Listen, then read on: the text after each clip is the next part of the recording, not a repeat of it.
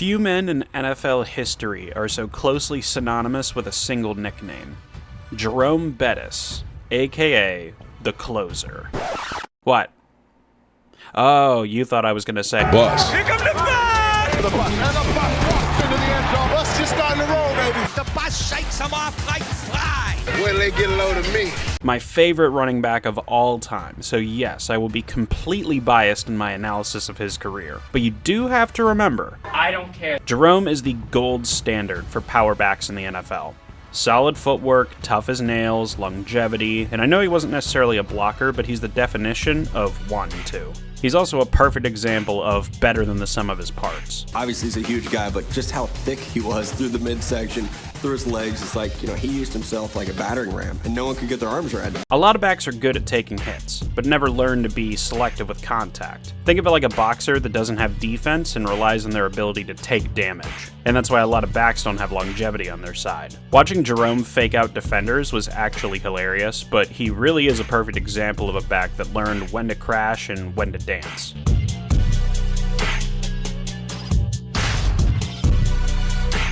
People remember the goal line touchdowns, but I'd argue in some ways he actually got more dangerous at the second level because of his size. What, is your welterweight-sized corner gonna tackle him one-on-one? If Jerome got past the line, it usually took like 3 guys to get him on the ground. For any UFC fans out there, he had a real heavyweight Daniel Cormier kind of build to him. 5'11", 255. He's the greatest big back of this era, like a scat back in an offensive lineman's body. Once time started to catch up to Jerome and his snap count got reduced, that's where he really settled into his short yardage role. It probably extended his career another few years, not getting the full lion's share of carries like he was rookie Najee Harris or something. Bill Cowher's way of utilizing Jerome, especially later in his career, was also perfect for him. He'd use a guy like Zeraway, Deuce, Willie Parker, and get the bulk of the snaps, keeping Jerome fresh for the short game, and then come the fourth quarter and having the defense deal with 3 quarters of getting beat up by Deuce Staley or chasing Willie around in circles. Then he'd bring in the bus, in a move that seemed almost cruel. Because I said Willie Parker is going to be our starter. Willie he's a younger player. What you bring us is also a second half of like being a closer. Like, I looked at him as being a closer late in his career. Like he was like that great closer, man. Like you can chase Willie all you want, and then when you get tired, I'm bringing in a guy that's going to just run right over you. And he can close the game, and we can shut things down and don't have to throw the football. And seriously, imagine gasping for air, being beat up by another guy that's 5'11" and 240 in his own right, and then being told, but wait, there's more.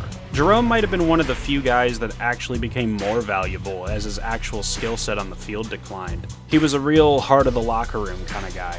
Hines Ward was visibly in tears after the 0-4 loss to New England, telling everybody I wanted to win more for him than anything. It hurts. It hurts.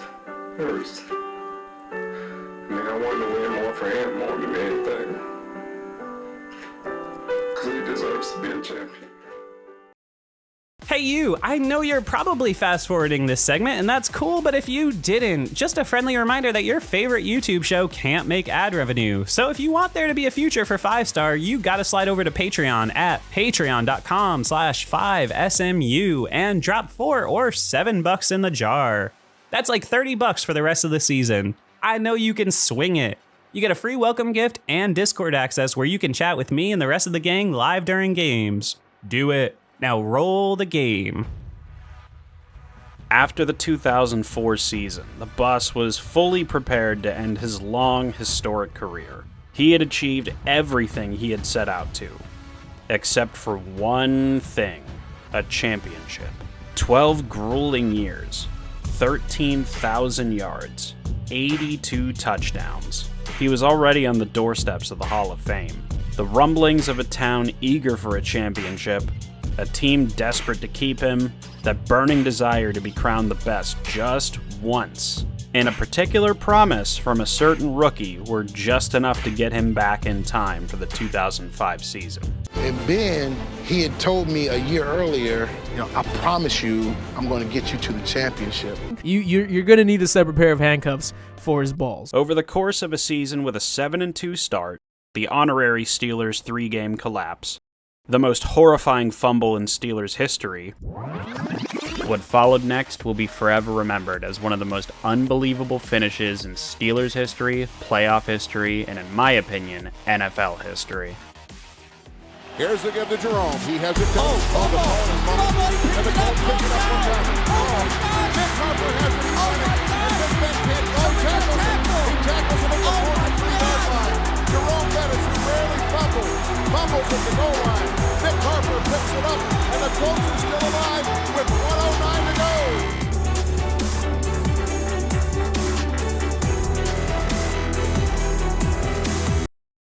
And an 8-game gauntlet ran all the way through the Super Bowl. Jerome Bettis, in his hometown of Detroit, in front of his parents who never missed a game, got to finish his career the way he deserved.